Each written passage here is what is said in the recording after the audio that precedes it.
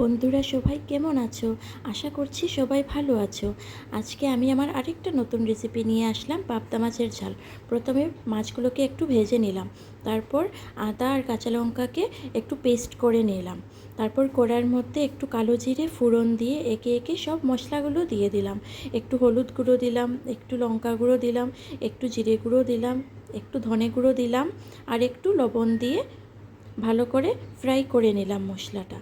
তারপর ভালো করে ফ্রাই হয়ে এলে কাঁচা লঙ্কা আর আদা পেস্টটা যে করে রেখেছিলাম ওইটা দিয়ে দিলাম। দিয়ে ভালো করে আবারও ফ্রাই করে একটু জল দিয়ে দিলাম।